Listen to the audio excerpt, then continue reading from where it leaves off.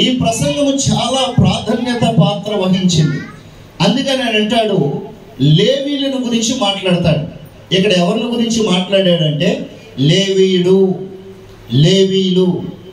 ఎవరి లేవి అనగా మనకు అర్థమవుతూ ఉంటుంది. చూడండి ప్రియులారా, ఆది కాండములో మనము చదువుకున్నట్లయితే ప్రియులారా, ఆది కాండములో అబ్రహాం యొక్క యాకోబు యొక్క కుమారుడు అయినటువంటి లేవి, దేవుని నామమున స్తోత్రం. ఈ యొక్క ఆది కాండంలో ఏమని మాట్లాడతాడంటే ప్రియులారా, లేయమ్మ ఆ యొక్క యాకోబు విషయంలో నా పెనిమిటి నన్ను హత్తుకుంటాడు అనుకొని తనకు పుట్టినటువంటి సంతానాన్ని, మూడవ సంతానాన్ని లేవి అని పేరు పెట్టింది. దేవుని నామమున స్తోత్రం.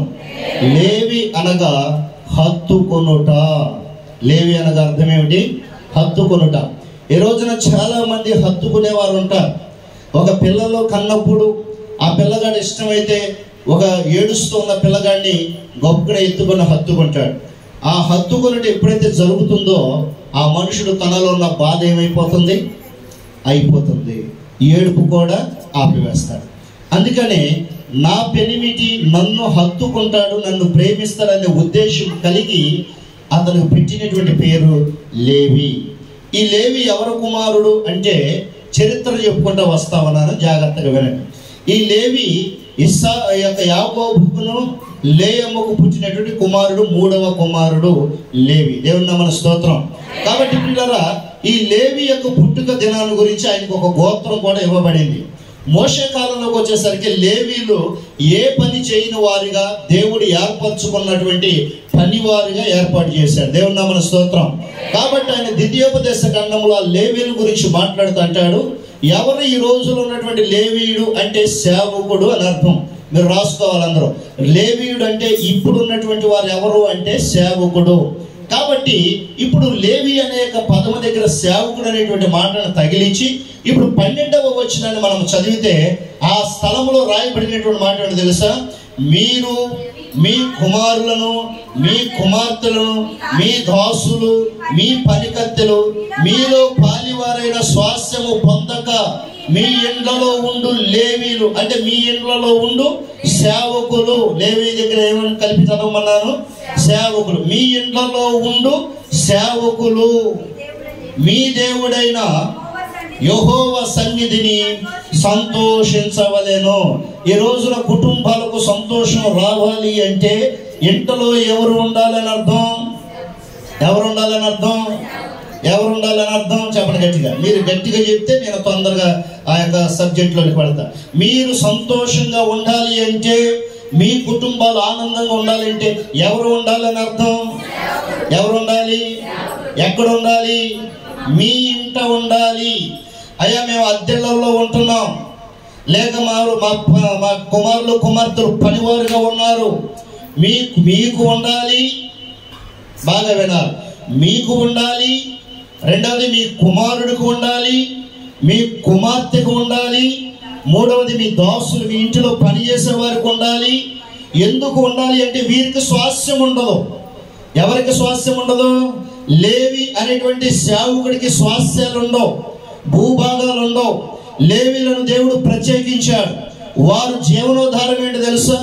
ఆ యొక్క ఇశ్రాయేలీలు 11 గోత్రాలు 12 గోత్రాల వారు వచ్చి, అయ్యా మేము ఈ స్థలములో పలానా పాపం చేశాం, దేవునికి విరుద్ధమైన కార్యాలు జరుగుతూ ఉన్నాయి, ఆ దేవునికి విరుద్ధమైన కార్యాలను బట్టి నేను ఈ సంవత్సరం పంట వేశాను, ఆ పంటలో చీడ పురుగు పట్టి పైరు చేతికి రాలే, ఏం చేయాలని అడిగితే ఈ లేవీయుడు వెళ్ళి యాజకుడి దగ్గరికి వెళ్ళి చెప్తాడు, అయ్యా పలానా గోత్రం వారు వచ్చారు, ఇశ్రాయేలీలు 12 గోత్రంలో ఒక గోత్రం వారు వచ్చారు, వారు వచ్చి వారి పంట నాశనం అయిపోయిందంట, దేశంలో వారికి తెగులు వచ్చిందంట, వారి పాపానికి పరిహారం చెయ్యాలి, కాబట్టి ఏమి చెబుతారు చెప్పండి అంటే ఆ దైవజనుడు ప్రార్థన చేసి, ఆ యాజకుడు ప్రార్థన చేసి వారి యొక్క అపరాధాన్ని తీసివేసుకోవడానికి ఒక కోడె దూడనైనను, ఒక పావుర పువ్వునైనను, లేక ఒక రెక్కలు కలిగినటువంటి ఏదైనా సరే గువ్వలైనను అర్పించేవారు. ఒకళ్ళు తీసుకొని వచ్చి వాడు చేసినటువంటి అపరాధాన్ని బట్టి ఒక లేక దూడను అర్పించవలసి వచ్చేసరికి, లేక ఒక గొర్రె పిల్లను అర్పించవలసి వచ్చేసరికి, ఎప్పుడైనా మచ్చలేని దానికి మంచిది యవ్వన ప్రాయంలో ఉన్న దాన్ని అర్పించవలసి వచ్చేసరికి ఆ యొక్క పాప పరిహారం కొరకు ఇవ్వబడినటువంటి బలిని తీసుకొని యాజకుడి దగ్గరికి తీసుకెళ్లే వాడే, మధ్యలో పరిచర్య చేసేవాడే లేవీయుడు. దేవుని నామమున స్తోత్రం. ఆ లేవీయుడు తీసుకువెళ్ళి ఆ యాజకుడు ప్రార్థన చేసిన తర్వాత యాజకుడు వధిస్తే దాని చర్మమును తీసి, దాని కాలేమును తీసి, మాంసమును తునగలగా చేసి ఒక క్రమ పద్ధతిలో వేసి ఒక పాత్రలో వేసేవాడు. ఈ యాజకుడు మరలా స్నానం చేసి గంగాళం దగ్గర స్నానం చేసి అక్కడికి వెళ్ళి, ప్రియులారా మరొకసారి నేను వస్తాను, ఆ రోజున మందిరంలో ఉపకరణాల గురించి మాట్లాడతాను. ఈ రోజున చిన్నగా చెప్తాను. ప్రత్యక్షపు గుడారము అనేది ఒకటి ఉండేది ఇశ్రాయేలు ప్రజలకు. మోషే చెప్పినటువంటి ప్రత్యక్షపు గుడారంలో 12 గుమ్మాలు ఉండేవి. 12 గుమ్మాలలో పిల్లరా 250 మంది వారానికి వచ్చి పనిచేసేవారు. ఒక్కొక్క గుమ్మం దగ్గర 250 మంది పనిచేసేవారు. పిల్లరా లేవి గోత్రంలో ఉన్నటువంటి జనసంఖ్య ఎంత అంటే 1,20,000 మంది ఉండేవారు. 1,20,000 మందిలో జ్యేష్ఠుడైన వాడికి ఎక్కువ ప్రాధాన్యత ఇచ్చేవారు. అనగా ప్రారంభంలో పుట్టినటువంటి కుమారుడు పెద్ద కుమారునికి ఆ మందిరములో ఆ యొక్క ప్రియుల ప్రత్యక్షపు గుడారంలో పనిచేసే బాధ్యతను ధన్యతను ఇచ్చేవారు. కాబట్టి వారు వారానికి 250 మంది చొప్పున ఇశ్రాయేలు గోత్రములో ఉన్నటువంటి లేవి గోత్రీకులు పనిచేయాలి. వేరే వారు పని చేయడానికి ఆస్కారం ఉండేది కాదు. వేరే వారి స్థలానికి వెళ్ళడానికి కూడా అర్హులుగా ఉండేవారు కాదు. ఎందుకంటే వారికి స్వాస్థ్యం అనేది ఉండదు, వారికి సంపాదన ఉండదు, వారికి భూఫలాలు ఉండవు. కాబట్టి ఈ 12 గోత్రాలు వారు ఇచ్చినటువంటి వాటిని వీరు ఆహారంగా భుజించుకునే వాళ్ళు, వాటిని వీరు తిని తృప్తి పొంది వారి కొరకు పరిచర్య చేసేవారు. దేవుని నామమున స్తోత్రం. వీరు యాజకుడు ప్రియులరా ఆ 12 గోత్రాల దగ్గర పరిశుద్ధమైనటువంటి ఆ యొక్క ప్రత్యక్షపు గుడారాన్ని 3 భాగాలుగా వివరణ చేశారు. మీరు రాసుకునేవారు కనుక ఉంటే ప్రత్యక్షపు గుడారము అని చెప్పి హెడ్డింగ్ పెట్టుకొని ప్రత్యక్షపు గుడారానికి 3 భాగాలు అని చెప్పండి. మొట్టమొదటి భాగము ఆవరణము, రెండవది పరిశుద్ధ స్థలం, మూడవది అతి పరిశుద్ధ స్థలం. పిల్లల ఆవరణములో ఉండేటువంటి పాత్రలు ఏమిటి అని అడిగితే, ఆవరణములో ప్రత్యక్షపు గుడారములో ఉన్నటువంటి మొదటి ఆవరణములో ఉండేది ఏమి పాత్ర అంటే, పిల్లల ఎత్తడి గంగాళము అనేది ఒక పాత్ర ఉండేది. ఆ ఎత్తడి గంగాళములో ఏముండేది అంటే ప్రియులరా దానికి సంబంధించినటువంటి నీరు అనేది ఉండేది. ప్రియులరా ఆ నీటి ద్వారానే లేవీలు ఆ ఎత్తడి గంగాళములో వాటర్ ఎప్పుడు పోస్తూ ఉండేవారు. ఎప్పుడు కూడా ప్రియులరా నీరు సమృద్ధిగా ఆ గంగాళములో ఉండాలి. ఇప్పుడు మీరు ఒక్కసారి మీరు ఆలోచన చేయాలి, ఎవరా ఎత్తడి గంగాళము? ప్రియులరా ఎవరా ఎత్తడి గంగాళం? దాన్ని కూడా నేను చెప్తాను. ప్రియులరా రెండవది పరిశుద్ధ స్థలం. ఈ పరిశుద్ధ స్థలములో ఏ ఉపకరణం ఉన్నదంటే దహించు బలిపీఠము ఆ యొక్క పరిశుద్ధ స్థలములో ఉంది. దేవుని నామమున స్తోత్రం. దేవునికి ప్రాణ అర్పణముగా అర్పించుకునేటువంటి స్థలము బలిపీఠం. ఈ బలిపీఠం మీద వధించబడినటువంటి బలి పశువు కాల్చబడుతూ ఉన్నది. ఆ బలిపీఠం ఎప్పుడు కూడా ఆరిపోకూడదు, ఎప్పుడు నిప్పులతో ఉంటది. మూడవది అతి పరిశుద్ధ స్థలం. అతి పరిశుద్ధ స్థలం అంటే అర్థం ఏంటి తెలుసా? అక్కడ మందసం ఒకటే ఉంటది. యాజకుడు సంవత్సరానికి ఒక్కసారి వెళ్తాడు. అది అతి పరిశుద్ధ స్థలం. ఇప్పుడు 3 భాగాలలో ప్రత్యక్షపు గుడారాల్లో 3 భాగాలు, 3 భాగాల్లో కూడా 3 ఉపకరణాలు ఉన్నాయి, అనగా 3 వస్తువులు ఉన్నాయి. మొట్టమొదటి దాంట్లోకి వద్దాం. మొట్టమొదటిది ఆవరణం అని చెప్పాను. ఆవరణంలో ఎత్తడి గంగాళం ఉన్నది అని చెప్పాను. అది ఎత్తడితో చేయబడిన గంగాళము. దేవుని నామమున స్తోత్రం. పిల్లలు ఇప్పుడు మన ఇళ్లలో ఉండేటువంటి వాటర్ను బాణలను దింపుకునేటువంటిది ఏముంటుంది చెప్పండి? ఇది వరకంటే కొండలు ఉండేవి, ఇప్పుడు ఏముండేవి? ఎత్తడి బిందెలే ఉంటున్నాయి. ఎత్తడి బిందె నిండా ఏముంటుంది? ఇప్పుడు మనం మంచినీరు తాగటానికి వాటర్ మాత్రం ఉంటుంది. అనగా అర్థం ఏంటి తెలుసా? ఎత్తడి దేనికి పోల్చారంటే సమానత్వానికి పోల్చారు. సమానత్వంగా ఉండాలి. దేవుణ్ణి ఆరాధించే ప్రతివారు, నేను పెద్దవాడిని కానీ, నేను చిన్నవాడిని కానీ, ఇతడు చదువుకున్నవాడు కానీ, ఇతడు చదువులేని వాడని, ఇతనికి పాట రాదని, ఇతనికి పాట వచ్చు అని, ఇతనికి వాక్యం వచ్చు, ఇతనికి వాక్యం రాదని, ఇతడు నత్తివాడని, ఇతడు ఇంకొక రకంగా ఉండేవాడని అనుకోకూడదు. అందరూ సమానులుగానే ఉండాలి. దేవుని నామమున స్తోత్రం. ఈ ఇత్తడి గంగాళానికి సాదృశ్యం సమానత్వానికి సాదృశ్యంగా ఉన్నది. ఈ ఇత్తడి గంగాళం ఒక మనిషి జీవితం అయితే, బాగా వినాలి, ఎత్తడి గంగాళం ఒక మనిషి జీవితమైన, ఎత్తడి గంగాళం ఒక కుటుంబమైన అయితే దాంట్లో నిలబడగలిగినది ఏంటో తెలుసా? నీరు. దాంట్లో ఏముండాలి? నీరు. నేను ఇత్తడి గంగాళంగా మార్చబడతాను, ప్రయోజనం ఏముంది? ఈ ఇత్తడి గంగాళంలో ఏముండాలి? నీరు అనేది ఉండాలి.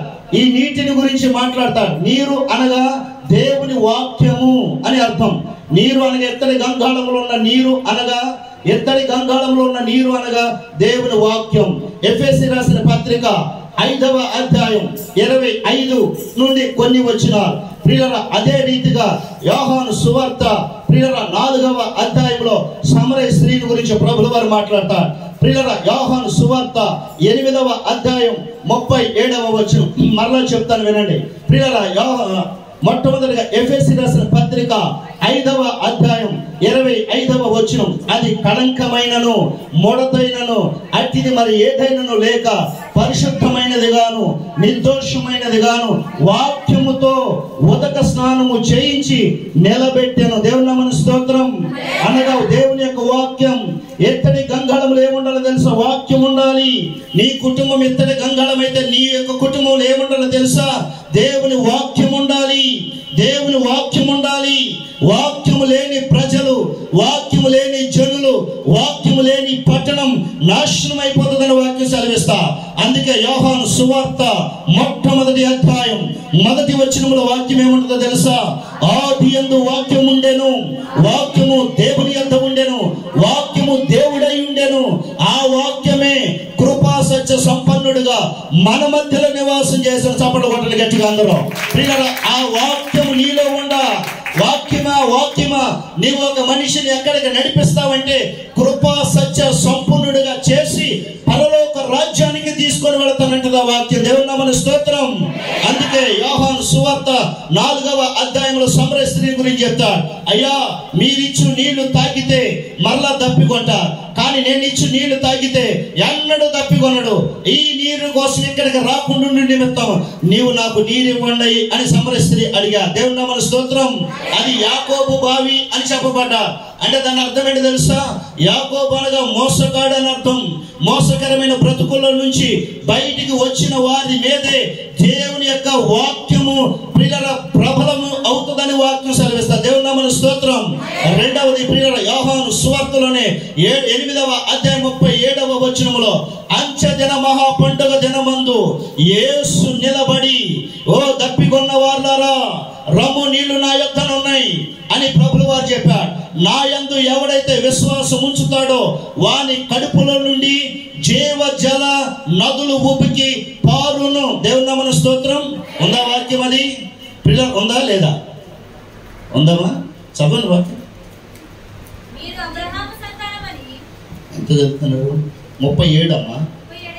37 7:37 చూడండి. యోహాను 7:37. అది 7:37. సారీ 8 చెప్పాను కదా. 7:37. ఆ పండుగలలో మహాజనమైనప్పుడు అంచెదినమునందు యేసు నిలబడి, దేవుడైనను దప్పికొన్న ఎడల నా యొద్దకు రండి, నేను వాడి దప్పిక తీరుస్తానని చెప్పాడు. నా యందు ఎవడైతే విశ్వాసం ఉంచుతాడో వాని కడుపులో నుండి జీవజల నదులు ఉబికి పారును. దేవుని నామమున స్తోత్రం. అనగా ప్రియులారా, దేవుని వాక్యము కుటుంబంలో సమృద్ధిగా ఉండాలి, మనిషి జీవితంలో సమృద్ధిగా ఉండాలి. ఇది ఆవరణానికి సంబంధించిన కార్యం. రెండవ కార్యం ప్రియులారా, బలిపీఠం. ఈ బలిపీఠం దగ్గర అంటే ఒక బలి జరిగే కార్యక్రమం. బలిపీఠం దగ్గర బలి జరిగే కార్యక్రమం. ఈ ఆవరణంలో ఎత్తడి గంగాళం దగ్గర ఏం జరుగుతుందో తెలుసా? ఒక బలి పశువుని బలిగా వధిస్తారు. అందుకనే కోరాహు కుమారులు అంటారు, ప్రభువా నీ మందిరావరణమును చూడవలెనని నా ప్రాణం ఎంతో ఆశగొనుచున్న. దేవుని నామమున స్తోత్రం. మీరు నోట్ చేసుకోవాల్సిన పాయింట్, కోరాహు కుమారులు పలికినటువంటి మాట మందిర ఆవరణమును చూడవలనే ఆశ. కానీ దావీదు పలికినటువంటి మాట, నేనైతే దేవుని మందిరములో పచ్చని ఒలీవ చెట్టు. దేవుని నామమున స్తోత్రం. ఆయనైతే మందిరంలో ఉండాలనుకున్నాడు. కోరాహు కుమారులు అయితే ఆవరణాన్ని చూడాలనుకున్నారు. దావీదు ఎందుకు మందిరంలో ఉండాలనుకున్నాడు? కోరాహు కుమారులు ఎందుకు ఆవరణను చూడాలనుకున్నారంటే, మోషే కాలంలో కోరాహు కుమారులు అబిరాము, దాతాములు అందరూ మోషేకి విరోధంగా లేచారు, తిరుగుబాటు చేశారు. తండ్రులు దేవుని కోపాన్ని చవి చూసి వారి భూలోకంలోకి భూమి నెరవిడిచి వారిని మింగివేసింది 430 కుటుంబాలను. కాబట్టి మా తండ్రులు దోషం చేశారు కాబట్టి మందిరంలోకి వెళ్ళే అర్హత లేదు.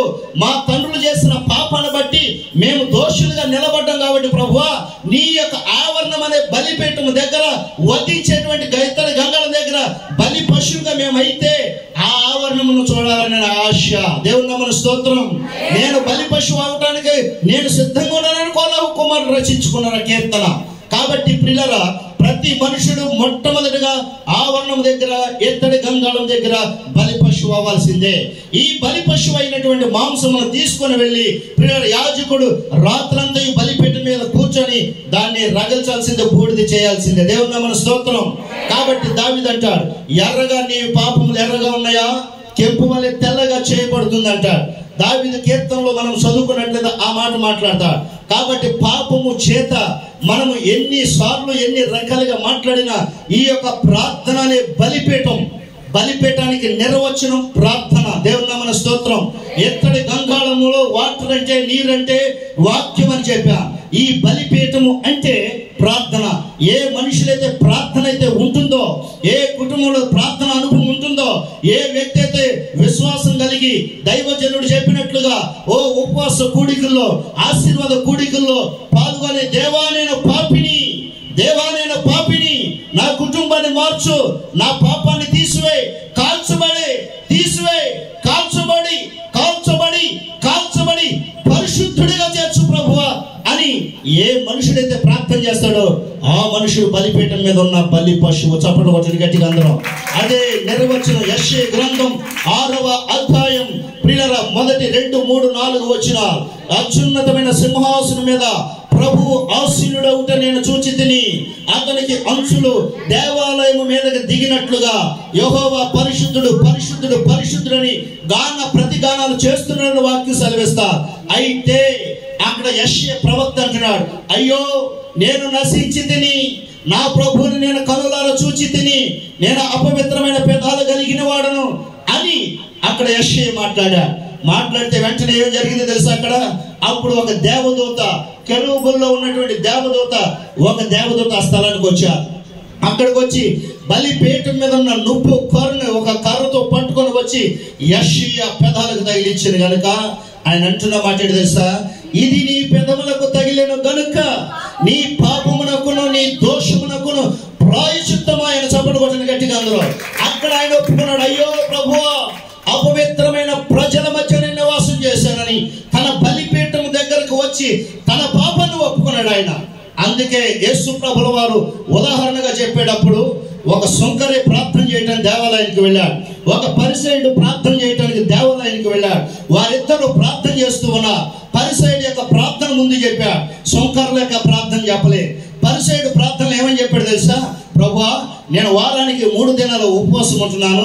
మా దైవజనులు డేవిడ్ అయ్య గారి ద్వారా దగ్గర నెలకి ప్రతి 3 నెలలకు ఒకసారి ఉపవాస కూడికలు జరుగుతున్నాయి, ప్రతి 3 నెలలకు ఒకసారి ఆశీర్వాద కూడికలు జరుగుతున్నాయి. మేము వెళుతూ ఉన్నాం, ప్రార్థన చేస్తా ఉన్నాం. ఇంకా మాకేంటి ప్రభు అనేవారు కొంతమంది. కానీ ప్రియులారా, దేవుడు ఆ ప్రార్థన మెచ్చలే.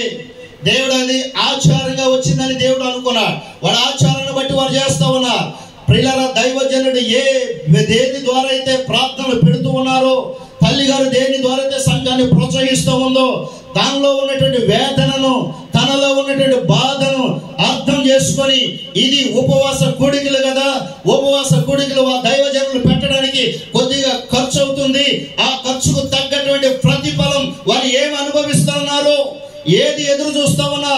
నేను మారు మనసు పొందడానికి పెట్టారా, లేక నా కుటుంబం రక్షించబడడానికి పెట్టారా, లేక నా యొక్క సేవ జీవితంలో కానీ నా యొక్క కుటుంబం బలపడటానిక, నా బిడ్డల వివాహాల కొరక, చదువుల కొరక, ఉద్యోగాల కొరక, వ్యాపారాల కొరక, పంటల కొరక, దేని కొరకు దైవజనుడు ఉపవాస కూడికలు పెట్టవలసి వచ్చేదని ఆలోచన చేసుకొని గనక ప్రార్థన గనక చేయగలిగితే వారే నిజమైన సుంకరులు. దేవుని నామమున స్తోత్రం. గట్టిగా చప్పట్లు కొడదాం అందరం గట్టిగా.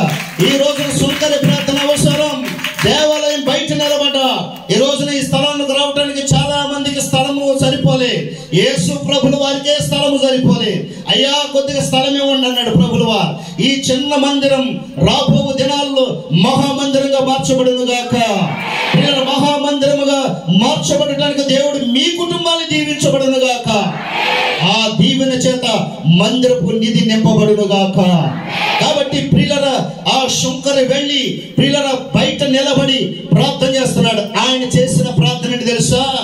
ఆకాశము వైపు కన్నులెత్తటానికైనా అర్హత లేనివాడని, యోగ్యత లేనివాడని, దేవా నేను పాపిని అని రొమ్ము కట్టుకొని చేర్చాడు. నీతిమంతుడిగా తీర్చబడి వెళ్ళిపోయాడు. చప్పట్లు కొట్టండి గట్టిగా అందరూ.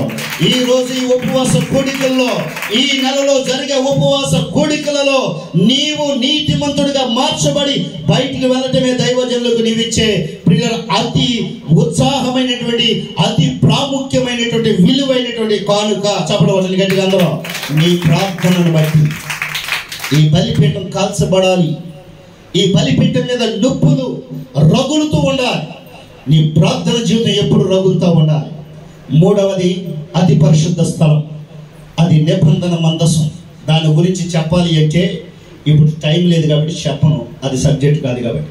నిబంధన మందసం గురించి తెలుసుకోవాలి అంటే నా యూట్యూబ్ ఛానల్ అయ్యగారిని అడగండి, చెప్తాడు. దైవ స్వరూపి గొల్లపుడని మీరు కనుక యూట్యూబ్ ఛానల్లో సెర్చ్ చేస్తే నేను చేసిన ప్రసంగాలు దాదాపు కొన్ని వందల ప్రసంగాలు ఉన్నాయి. ఆ ప్రసంగాల్లో ఇదొక ప్రసంగం. కాబట్టి ప్రియులారా, మందస్సుని మోసుకునే బాధ్యత ఒకసారి మనం చెప్పుకుందాం. కాబట్టి ఆ యొక్క పరిశుద్ధ స్థలంలో ఉన్న మందస్సాన్ని వివరించాలంటే దాదాపు అదే చాలా టైం తింటుంది. కాబట్టి ఇప్పుడు నేను వర్ణించలేదు. కాబట్టి ప్రియులారా, పరిశుద్ధమైన బైబిల్ గ్రంథంలో ఈ లేవీలు ప్రత్యక్షపు గుడారం దగ్గర సేవ చేసేవారు. కాబట్టి వీరికి స్వాస్థ్యాలు ఉండవు. అందుకనే మీకును మీ కుమారులకును మీ కుమార్తెలకు ద్వితీయోపదేశకాండంలోకి రండి. మీకును మీ కుమార్తెలకును మీ కుమారులకును మీ కుమార్తెలకును పనిగాండ్లకును స్వాస్థ్యము పొందని లేవీలు సంతోషించవలెను. దేవుని నామమున స్తోత్రం. ఈ దేశంలో సంతోషం కలగాలి అంటే ఒక సేవకుడు కుటుంబంలో ఉండాలి. ఈ రోజున నీ కుటుంబం సంతోషంగా ఉంది అంటే అది ఒక దైవజనుడి యొక్క ప్రార్థన. ఈ రోజున నీ కుటుంబము వ్యాధిగ్రస్తులుగా లేకుండా ఉంది అంటే నీ కుటుంబంలో ఒక లేవీడి ప్రార్థన.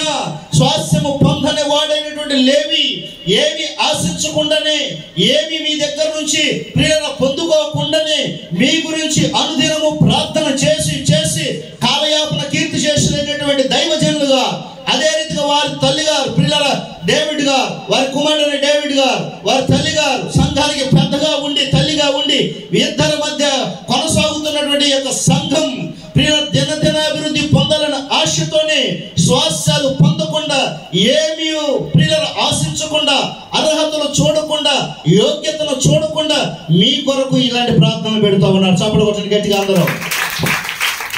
ప్రియులారా, మీరు దైవజనులకు ఇచ్చేది ఏంటంటే ఈ చప్పట్లే. గట్టిగా చప్పట్లు కొట్టండి, గట్టిగా చప్పట్లు కొట్టండి. నిజంగా ఈ అయ్యగారు కనుక మిమ్మల్ని స్ట్రైట్గా ఒక ప్రశ్న వేస్తాను, కరెక్ట్గా సమాధానం చెప్పండి. చెప్తారా? చేతులు అతను ఎంతమంది చెప్తారు నేను వేసే ప్రశ్న? కొంతమంది డౌట్ వచ్చింది, అయ్యగారు అసలు ప్రశ్న తెలియకుండా చేతులు ఎత్తేస్తామని. పర్లేదు, అందరూ చెప్తారు ఎత్తని చేతులు ఎత్తండి. చూసారా, నా మీద నమ్మకం లేదు. ఇప్పుడు నా మీద నమ్మకం ఉంటే ఎత్తండి.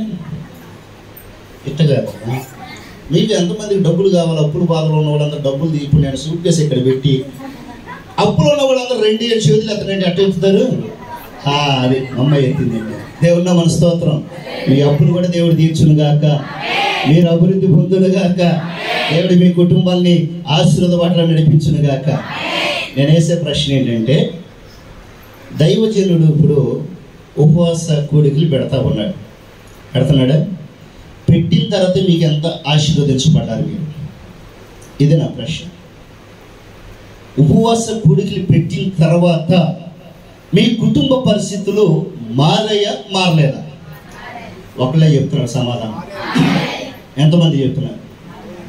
చేతులు మారాయండి. నా కుటుంబ సమస్యలన్నీ చేతులు ఎత్తన ఉపవాసం ద్వారా. దేవుడి నామమున స్తోత్రం. నమ్మకంతో రండి, దేవుడు కార్యం చేస్తారు. సపోర్ట్ కొట్టండి. ఇప్పుడు సపోర్ట్ కొట్టండి. పిల్లరా, స్వాస్థ్యము పొందని యొక్క సేవకులు ఈరోజు ఉపవాస కూడికలు పెట్టడానికి ప్రారంభించడానికి కారణాలు అవే. ఈ రోజున ఇంతగా మిమ్మల్ని అనుభవాలకు నడిపించడానికి కారణం అదే. నీ ఇంట సేవకుడు ఉండాలనే ఉద్దేశంతోనే ఈ సేవకులు రాత్రంతా మేలుకొని ప్రార్థన చేస్తూ ఉన్నారు. ఈ సేవకుడు రాత్రంతా మేలుకొని ప్రార్థన చేస్తూ ఉన్నాడు. తన కుటుంబ పరిస్థితులు, తన భార్య పరిస్థితులు, బిడ్డల పరిస్థితులు, తల్లి పరిస్థితులు అన్నిటినీ ప్రక్కన పెట్టి, ఓ ప్రభా, నీవు ఇచ్చావు నాకు ఇచ్చబడిన మంద, సౌందర్యమైన మంద ఇది, నీవు నాకు అప్పగించావు ఆత్మను, ఈ యొక్క ఆత్మను నీ సన్నిధానానికి నడిపించాలి. కాబట్టి ఉపవాస కూడికలు పెడుతూ ఉన్నా. ఏ దైవజనులను పిలవమంటావు, ఏ సేవకుడు ఏ మాట బిడ్డలకు అందుతుంది. దయచేసి నా గ్రామం ఆశీర్వదించబడాలి, నా కుటుంబాలు ఆశీర్వదించబడాలి, నా సంఘ బిడ్డలందరూ క్షేమ స్థితిలో ఉండాలి. వారు వెళుతున్న పనులు, వారు చేస్తున్న ఉద్యోగాలు, వ్యాపారాలు, వివాహాలు జరగని వారికి వివాహాలు జరుగునట్లుగా, చదువు లేని వారికి చదువు వచ్చినట్లుగా, గర్భఫలాలు లేని వారికి గర్భఫలాలు వచ్చినట్లుగా, దేవా నా కుటుంబాన్ని, దేవా యొక్క గ్రామ కుటుంబాల్ని, దేవా ఈ సంఘ కుటుంబాల్ని ఆశీర్వదించే నెలవాసములైనని సేవకుడు కన్నీరు విడిచి ప్రార్థన చేస్తా ఉన్నా. అందుకనే ఇంట సేవకుడు ఉండాలి, కుమార్తెకు కూడా సేవకుడు ఉండాలి, కుమారుని కూడా సేవకుడు ఉండాలి, పనివారికి కూడా సేవకుడు ఉండాలి. ఎందుకు ఉండాలో తెలుసా? ఓ భర్త గారంట, అమ్మా దైవజన్ని పిలుసుకురా, దైవజన్ని ఇంటికి పిలుస్తురా, మన పరిస్థితులు బాగాలి. ఓ తల్లిగారు వస్తారు, అయ్యగారు మా కుటుంబానికి ఒకసారి ప్రార్థన చేద్దాం రండి అని. ఓ సేవకుడు చెప్పినట్టు ఆ యొక్క మాటను బట్టి వెళతాడు. ప్రభా, ఈ కుటుంబంలో ఉన్న ప్రతి విధమైన చీకటి శక్తులు మీరు దూరపరచండి, నీకు విరోధంగా నడిచి ఉంటే దయచేసి క్షమించి ఆశీర్వదించండి, దీవించండి ప్రార్థన చేసి అక్కడ 10 నిమిషాలు 2 నిమిషాలు ప్రార్థన చేసి ఒకడికి వస్తాడు. ఆ రాత్రి అంతా మేలుకొని ఉంటాడు. ప్రభా, అసలు ఆ కుటుంబంలో ఏం జరుగుతూ ఉంది, దేనిని బట్టి ఆ కుటుంబం మేలు పొందలేకపోతా ఉన్నా, దేని బట్టి ఆ కుటుంబం ఆశీర్వదించలేకపోతా ఉన్నా, ఏంటయ్యా ఒక్క మాట చెప్పు ప్రభు అంటే, దేవుడు రాత్రి కాల్చిన సేవకుడు కాల్చిన కన్నీటిని బట్టి ఒక్క మాట చెప్పాడు. అదే మాట మీకు బోధించాడు. ఆ మాటను బట్టి మీరు స్థిరపరచబడ్డారు, ఆ మాటను బట్టి మీరు క్రమక్రమంగా అభివృద్ధి పరచబడ్డారు. దేవుని దీవెన విస్తారంగా వచ్చారు. ఈ రోజు నిన్ను తల దించుకున్న నీవు తల ఎత్తుకుని ఉండిపోయా. సపోర్ట్ వచ్చిన గట్టిగా అందరూ. ఇప్పుడు నేను ఏర్పాటు చేసిన వారందరినీ ఇప్పుడు నువ్వు వెనక తిరిగి చూస్తా ఉన్నావు. ఎంత చేసిన వారందరూ అక్కడే ఉన్నారు, అవమానపరిచిన వారందరూ అక్కడే ఉన్నారు. కానీ నీవు ముందుకు వెళ్ళిపోయావు. తల ఎత్తువాడుగా చేశాడు నా దేవుడు. ఇలా తల ఎత్తువాడుగా చేయడానికి గల కారణం ఒక దైవజనుని ప్రార్థన. అందుకే ఇంటికి సేవకుడు అవసరం. నీ కుటుంబం ఆ సేవకుని బట్టి సంతోషించాలి, నీ కుటుంబం ఆ సేవకుని బట్టి ఆనందపడాలి, ఆ సేవకుని యొక్క బట్టి మీ యొక్క గ్రామం సంతోషపడాలి. ఈ రోజున అలాంటిది లే. ఎక్కడ పడితే అక్కడ మీరు కనపడిన చోట మీ దహన బలులను అర్పించకూడదు. సుమి అని అండర్లైన్ చేయించాను 2వ భాగంలో. అనగా అర్థం ఏంటో తెలుసా? కనపడ్డ సేవకుడి దగ్గర ఎక్కడ పడితే అక్కడ వెళ్ళి యాచన చేయకూడదు. అయ్యా నా కుటుంబ పరిస్థితి బాగోలేదు, ఇదిగో నీకు ప్రతి సంవత్సరం పంపిస్తా, ప్రతి నెల పంపిస్తానని యాచన చేయకూడదు. నీ కొరకు కన్నీరు కార్చి ఈ గ్రామానికి పంపబడ్డ సేవకుడు ఎవరైతే నిజమైన దైవ సేవకులు ఉన్నారో ఆ సేవకుడి దగ్గరికి వెళ్ళి నీ అర్చన పెట్టు, నీ అర్చి పెట్టు. అతను సంఘంతో ప్రార్థన చేపిస్తాడు, అతను కుటుంబంతో ప్రార్థన చేపిస్తాడు. లేక మాలాంటి సహవాసం ఉన్న పెద్ద సేవకులను పిలిపించి, అయ్యా ఈ సమస్య పరిష్కారం కావట్లే, నా వల్ల అవట్లే, దయచేసి మీరు వచ్చి ప్రార్థన చేయండి. ఆ కుటుంబం బాగుండాలి, ఆ కుటుంబం చింతలో నుంచి బయటికి రావాలి, బాధల్లో నుంచి వ్యాధుల నుంచి బయటికి రావాలి, అప్పుల బాధల నుంచి బయటికి రావాలి అని అర్జించినప్పుడు దేవుని యొక్క ఆత్మచేత దైవజనులందరూ అభిషేక్తులైన వారందరూ వచ్చి ప్రార్థన చేస్తే దేవుడు తన కార్యం జరిగిస్తారు. సపోర్ట్ కొట్టండి గట్టిగా, గట్టిగా సపోర్ట్ కొడతాం అందరూ గట్టిగా. ఇది కావాల్సింది. అంతేగాని కనపడ్డ చోటల్లా దహన బలులు అర్పించకూడదు, కనపడ్డ చోటల్లా నీ ప్రార్థన యాచన పెట్టకూడదు, సభలకు వెళ్ళి సీటీలు రాయకూడదు, లేకపోతే ఇంకో చోటుకి వెళ్ళి కనపడ్డ సేవకుడి దగ్గరికి వెళ్ళి అయ్యా ఇది నా పరిస్థితి అని చెప్పకూడదు. నీకు ఒక సేవకుడు ఉన్నాడు, నీ ఇంట్లో ఒక సేవకుడు ఉన్నాడు, నీ కుమారులను రక్షణకు నడిపించే సేవకుడు ఉన్నాడు, నీ ఆత్మీయ జీవితాన్ని బాగు చేసే సేవకుడు ఉన్నాడు, నీ భక్తి జీవితాన్ని స్థిరపరిచే సేవకుడు ఉన్నాడు. ఓ నువ్వు పాపంలో ఉండగా ఏ సేవకుడు నీ దగ్గరికి రాలేదు, నువ్వు వ్యాధితో బాధపడుతున్నప్పుడు ఏ అయ్యగారు కూడా నీ దగ్గరకు వచ్చి పలకరించలేదు, ఎవరు కూడా నిన్ను కాదన్నప్పుడు, నీ బంధువులు నీ దగ్గరికి రానప్పుడు, నీ అక్క చెల్లెలు నీ దగ్గరికి రానప్పుడు సేవకుడు నీ దగ్గరకు వచ్చా, నిన్ను పరామర్శించా, మంచి సమరయుడిలాగా ధైర్యపరిచా, ధైర్యంగా ఉండని చెప్పా, పిల్లలు ప్రార్థన చేశా. ఈ రోజు బాగుంది పరిస్థితి, కనపడ్డ చోటలా వెళ్ళకూడదు, బాగుంది పరిస్థితి అర్చన పెట్టకూడదు. ఎందుకనే బైబిల్ గ్రంథంలో స్పష్టంగా మోషే గారు రాసిన మాట అదే. మీరు కనపడిన ప్రతి స్థలములో మీ దహన బలులను అర్పింపకూడదు. అర్పింపమన్నాడా? అర్పింపకూడదు అన్నాడా? నేనెంత పెద్ద సేవకుడినైనా అయ్యగారు నా దగ్గరకు ప్రార్థన చేయండి అని రాకూడదు. కారణం ఏంటి తెలుసా? మీ అయ్యగారు ఇక్కడ మీకు హీరో. ఇక్కడ ఎంత పెద్ద సేవకుడైనా జీరోనే. కారణం ఏంటి తెలుసా? నేను గొల్లపూడిలో హీరో. ఈ మాట నమ్మిన వారు చేతులు ఎత్తండి. దేవుని నామమున స్తోత్రం గట్టి చప్పట్లు కొట్టండి. ఎందుకంటే తెలుసా, మీ పరిస్థితి నాకు తెలియదు, వాస్తవం చెప్తున్నాను. అయ్యా నీ పరిస్థితి నాకు తెలుసా, కనీసం నీ పేరు నాకు తెలియదు. మీ ఊరిలో ఎక్కడ ఉండదో తెలుసు. మీటింగ్లకు వచ్చి ఉంటాను, ఎక్కడో ఎవరి దగ్గర ప్రార్థన చేసి ఉంటాను, లేక నా స్నేహితులు ఉండొచ్చు, నా బంధువులు ఉండొచ్చు, కానీ మీ సంఘంలో ఉన్నవారు నాకు తెలియదు. తెలుసా? అప్పుడు నేనేమవుతాను? చెప్పండి, పర్లేదు చెప్పండి. ఏమవుతాను అప్పుడు? ఏమవుతాను?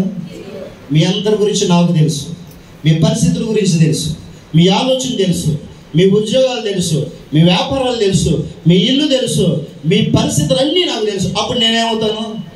ఎందుకని అత్తగారు చెప్పండి, అమ్మగారు ఎందుకని? పరిస్థితులన్నీ ఎరిగిన వాడు కాబట్టి. దేవుని నామమున స్తోత్రం. అందుకనే కనపడ్డ చోటల్లా మీ దహన బలులను కానీ అర్పించాలి అని రాయాలి అక్కడ. కానీ ఏమని చెప్పాడు అక్కడ? అర్పింపకూడదు సుమి. ఎందుకంటే మీ ఇంట ఒక లేవీడున్నాడు, మీ ఇంట ఒక లేవీడున్నాడు, మీ కొరకు ప్రార్థన చేసే ఒక సేవకుడున్నాడు, మీ కొరకు ఎదురు చూసేటువంటి ఒక సేవకుడున్నాడు. మీరు ఈ గ్రామాన్ని వదిలి పనుల నిమిత్తం బయటకు వెళుతున్నారు, వాహనాల ద్వారా వెళుతూ ఉన్నారు. ప్రియులు, పలానా కుమారులు వెళుతున్నారన్న సంగతి ఆయనకు తెలుసు. ప్రభా, బిడ్డ వచ్చేంత వరకు కాపుదల కాసేవాడు మీ సేవకుడండి. ఎస్, నేను చెప్తాను, వాస్తవం చెప్తాను. చాలామంది చాలా చోట్ల నేను ఇంత ప్రసంగాలు చేసినప్పుడు వేల మందిలో ప్రసంగాలు చేసేవాడు. ప్రసంగం చేసి పిలిచిన సేవకుడే ఆ స్థలంలో. ఇప్పుడు నేను ఏం చెప్పానంటే హీరో, నేను జీరో అని చెప్తే కొంతమంది దైవజనులు అందరూ వచ్చి నా దగ్గరకు వచ్చి ప్రశ్న వేశారు. నువ్వు అంత ప్రసంగం చేసి ఆఖరికి నువ్వు తగ్గించుకుంటావు ఎందుకు ఆ సేవకుడి విషయంలో అంటారు. నేను ఎంత బోధ చేసినా ఆ గ్రామము నాది, చెప్పండి, ఆ గ్రామము నాది, ఆ గంటే నాది. ఎంతనా? ఆ గంటేగా నాది. అక్కడ ఉన్నటువంటి మీటింగ్ జరిగే ప్రదేశం అంతట్లోనే నాది. తర్వాత నెక్స్ట్ ఆ 2వ గంట, ఆ 2వ నిమిషం ఎవరిది? వారిదే. నాకెందుకు? నాకు అవసరం లేదు. దేవుడు నాకు ఇచ్చాడు ఒక స్వాస్థ్యాన్ని, బంగారం లాంటి స్వాస్థ్యాన్ని దేవుడు నాకు ఇచ్చాడు, గొప్ప పని చేశాడు. నాకు ఏ ఆశ లేదయ్యా అన్న. నిన్ను బాగు చేయటం ఎవడు తరం కదా బో అన్నాడు. నువ్వు ఎట్టా ఉంటే ఎదగలేవరా? ఏం పర్లేదు, దేవుడు నన్ను ఆశీర్వదిస్తాడు. దేవుడు నామమున స్తోత్రం. ఆయన బండి మీద తిరుగుతూనే ఉన్నాను, నేను కారులు మారుతూనే ఉన్నాను, కారులో తిరుగుతూనే ఉన్నాను. చప్పట్లు కొట్టను గట్టిగా. ఇప్పటికి ఆయనకు బండే, ఇప్పటికి ఆయనకు బండే. ఇప్పుడు నేను 2 కార్లు మార్చా. దేవుడు నామమున స్తోత్రం. కారణం ఏంటి తెలుసా? నిస్వార్థంగా చేసేవాడిని దేవుడు ఆశీర్వదిస్తాడండి. చప్పట్లు కొట్టను గట్టిగా అందరూ. నిస్వార్థంగా ఇచ్చేవాడిని కూడా దేవుడు ఆశీర్వదిస్తాడు. చప్పట్లు గట్టిగా అందరూ. కాబట్టి ఇంటనున్న సేవకుడు, ఈరోజు మీ ఇంట సేవకుడు ఉన్నాడా? నా ప్రశ్న. మీ ఇంట్లో ఒక లేవీడు ఉండాలి అని ప్రఖ్యాతిగా గాంచి చెప్పాడు. ఆ లేవీడును బట్టి కుటుంబాలకి ఏమొచ్చింది? ఇప్పుడు సంతోషము. చదువుకున్నాం కదా, తీసి చదవండి మరలా. 12వ వచనం, 18, 19 వచనం చదవండి. మీరు, మీ కుమారులు, మీ కుమార్తెలు, మీ దాసులు, మీ పనికత్తెలు మీలో పాలైనను స్వాస్థ్యమైనను పొందక మీ ఇంట్లో ఉండు లేవీలు మీ దేవుడనే యెహోవాను బట్టి సన్నిధిని ఎక్కడ సంతోషించవలెను? యెహోవా సన్నిధి, దేవుని సన్నిధిని సంతోషించవలెను. ఇప్పుడు లేవీడు మన కుటుంబంలో ఉండటం వలన మనకి ఏం కలిగింది? సంతోషం. 18, 19 వచనాల్లో చదవండి. దేవుడైన యెహోవా ఏర్పరచుకొను స్థలములోనే నీవు, నీ కుమారులు, నీ కుమార్తె, నీ దాసుడు, నీ దాసి, నీ ఇంట నుండి లేవీడు తిని నీవు చేయు ప్రయత్నములన్నిటిలో నీ దేవుడైన యెహోవా సన్నిధిని సంతోషించుదువు. నీవు నీ దేశములోనున్న నీ దినములన్నిట లేవీలను మర్చిపోవాలి సుమా. ఇప్పుడు చెప్పండి, ఇప్పుడు ఏం చేయాలి? మర్చిపోవాలి. ఏనా ఏం చేయాలి? మర్చిపోవాలి. ఏం దైవజన పాస్టర్ గారు అంతేనా? ఏం చేయాలి? నీ ఇంట నీ దేశములో ఉన్న నువ్వు ఎన్ని రోజులైతే ఉంటావో అన్ని రోజులు లేవీలను నీవు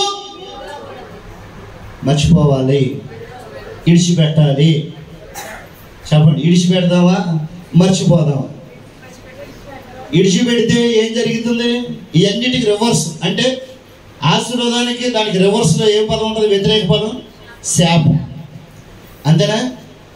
నువ్వు లేవిని విడిచిపెట్టావు అనుకో, కుటుంబంలో సంతోషం పోయింది. మొదటిది, లేవిని విడిచిపెట్టావు, నీ పని, నీ చేతుల కష్టజీతం మొత్తం ఏమైపోయింది? పోయిందా లేదా? అక్కడే ఉంది. దానికి రివర్స్గా మీరు చదువుకుంటే మీకు అర్థమైపోద్ది. దేవుని నామమున స్తోత్రం. ఇప్పుడు నేను చదివిన 18-19 వచనాలు రివర్స్లో చదువుకుంటే రివర్స్లో చదువుకుంటే అర్థమైంది. మన దేశంలో ఉన్న ఈ దేశంలో ఈ ప్రాంతంలో ఉన్న రోజులన్నీ కూడా లేవీలను విడవకూడదు. ఈ రోజున చాలా మంది విశ్వాసులు చేసే దరిద్రపు పని అదే. ఏంటో తెలుసా? మీరు బాధపడ్డానని చెప్తా, ఎందుకంటే తర్వాత నేను కనపడేదంతా అయ్యగారే. దేవుని నామమున స్తోత్రం. అయ్యగారు కుటుంబ పరిస్థితి అసలు ఏం బాగలేదు. అయ్యగారు ఎటు చూసినా అప్పులే, ఎటు చూసినా పరిస్థితి లేదు. ఇల్లు సరిగ్గా లేదు, పని లేదు, వ్యాపారం లేదు, ఉద్యోగం లేదు, పిల్లలకు చదివించే స్తోమత లేదు. ఎక్కడికి వచ్చారు కన్నీరు? చెప్పండి, ఇప్పుడు చెప్పండి, గట్టిగా చెప్పండి. నేను మీ గురించి ఒకటి విన్నా, అందుకని అడుగుతున్నాను. చెప్పండి. ఏమన్నా చెడ్డగా లేదు, సుమా మంచివారని విన్నా. దేవుని నామమున స్తోత్రం. నేను వెళ్ళాక అయ్యగారికి నువ్వేం చెప్పావు? మా అయ్యగారిని అడిగారు. అన్నా నువ్వేందన్నా ప్రసంగం చేస్తే ఆశీర్వాదం వస్తుందంటే అందరూ తిరుగుబాటు చేశారని అన్నాడు. అనుకో, లేని పెంచారా? అమ్మ ఆయన చెప్పింది మంచి మాటలే చెప్పాడు. దేవుని నామమున స్తోత్రం. గట్టిగా చెప్పండి. అలాంటి మాటలు ఒకవేళ అలాంటి ఆలోచన దూరపరచుకోండి. దేవుని నామమున స్తోత్రం. కాబట్టి పిల్లరా, మీరందరూ వచ్చి సేవకుడి దగ్గర, దైవజనుల దగ్గర ఏమని ప్రార్థన చేయించుకున్నారు? ఏనా పరిస్థితులు బాగున్నాయని ప్రార్థన చేయించుకున్నాను. అయ్యగారు చేతులు ఎత్తండి. నా పరిస్థితి బాగుంది, అన్నీ బాగున్నప్పుడు వచ్చి దేవుడిని నమ్ముకున్న, దేవుడు కావాలన్న వాళ్ళు చేతులు ఎత్తండి. ఒక్కళ్ళు ఎత్తండి, 100 రూపాయలు ఇస్తారు. ఒకళ్ళు కొన్ని మావాడిని అడుగుతారు, అబ్బాయి నువ్వని ఎత్తరా, మావాడు కూడా ఎత్తరా అంటే అర్థం ఏంటి? ఇప్పుడు సేవకుడి దగ్గరికి ఎప్పుడు వచ్చారు మీరు?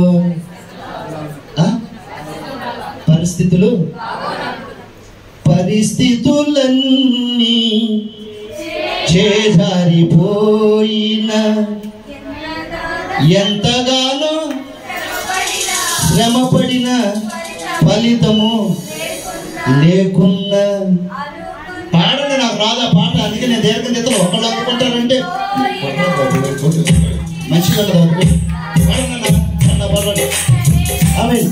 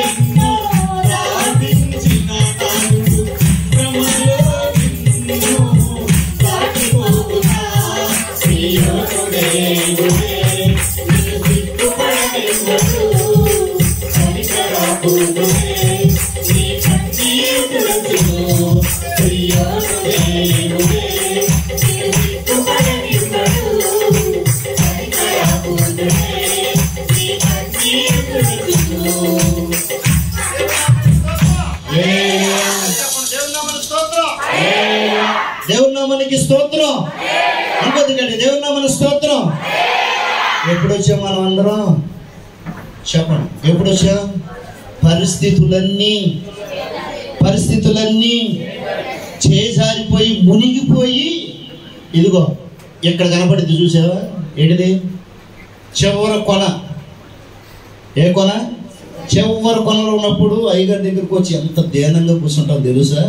ఎందుకంటే నేను చాలాసార్లు చూసి చిన్నప్పటి నుంచి చూస్తాను. మా నాన్నగారి దగ్గర నుంచి దాదాపు 35 సంవత్సరాల నుంచి, చప్పడు కొట్టడం గట్టిగా అందరూ, 1 సంవత్సరం కాదు, 2 సంవత్సరాలు కాదు, 2 సంవత్సరాల నుంచి 35 సంవత్సరాల నుంచి 6వ సంవత్సరం నుంచి నేను ప్రసంగాలు చేయడం ప్రారంభించాను. ఎన్నో సంవత్సరం నుంచి?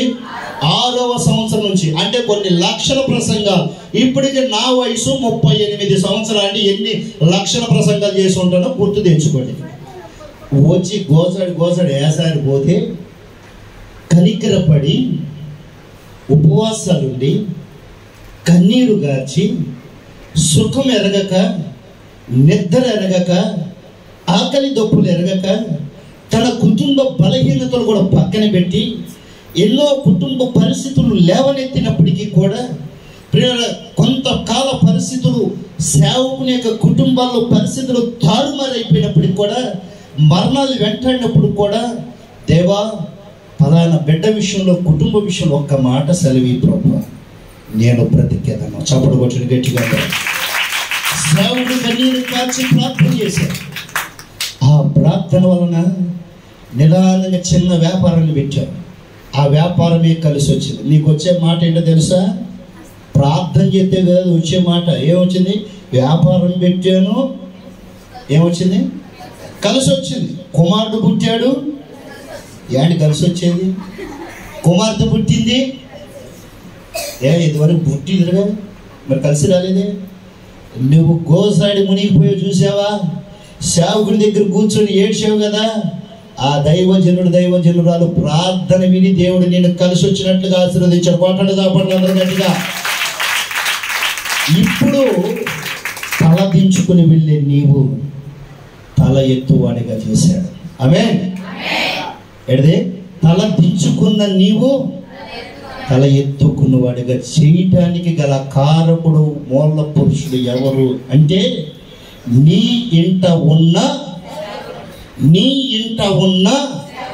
చెప్పండి గట్టిగా, నీ ఇంట ఉన్న సేవకుడే. ఆ సేవకుడే లేని పరిస్థితి ఒక్కసారి కంటు మూసుకొని ఆలోచించడం ఎంత భయంకరంగా ఉంటుందో. సేవకుడు లేని కుటుంబం ఎలా ఉంటుందో కళ్ళు మూసుకొని ఒక భయంకరమైన పరిస్థితిని ఆలోచించుకోండి. ఏ వ్యాధి చేత అయితే స్వస్థపడ్డావో ఆ వ్యాధి నీలో ఉంది. కళ్ళు మూసుకొని సేవకుడు లేడు ప్రార్థించావు, నీ పరిస్థితి ఎలా ఉంటుంది? ఏ కుటుంబ సమస్యతో అయితే పట్టబడ్డావో ఆ కుటుంబ సమస్య నీకున్నది, సేవకుడు లేడు. ఆ కుటుంబ పరిస్థితుల్లో నువ్వేమవుతావు? ఎలా ఉంటుంది నీ పరిస్థితి? దయనీయంగా ఉంటుందా? దారుణంగా ఉంటుందా? ఇప్పుడు దేవుడు మహాకృప, దేవుని ఆశీర్వాదం. అందుకని ద్వితీయోపదేశ ఖండంలో కరెక్ట్గా రాసి ముగించాడంతే. దేవుని నామమున స్తోత్రం. నీ బ్రతుకు దినములన్నిటిని ఎవరిని మర్చిపోకూడదు? ఎవరిని? ఏ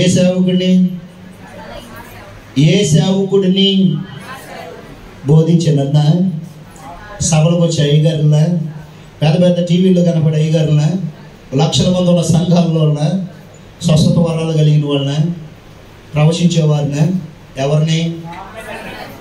కరెక్ట్గా చప్పట్లు కొట్టండి గట్టిగా. నీ ఇంతకు బాగు చేసిన నీ సేవకుడే. దేవుని నామమున స్తోత్రం. ఆ సేవకుని గురించి కొన్ని విషయాలు చెప్పి నేను ముగిస్తాను.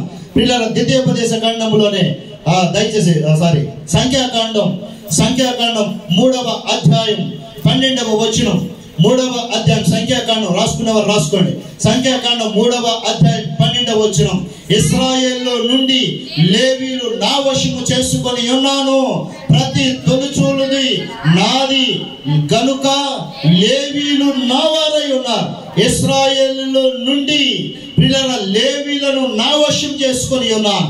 ప్రార్థనా పరుల్లో నుండి లేవీలను వశం చేసుకున్నాడు. దైవజనురాలు ప్రార్థన పర్రాలు వారిలో నుండి వచ్చినటువంటి కుమారుని డేవిడ్ గారిని దేవుడు వశపరుచుకొని ఒక లేవీడిగా స్థిరపరిచాడు. సంపన్న కొట్టిన గట్టిగా అందరూ.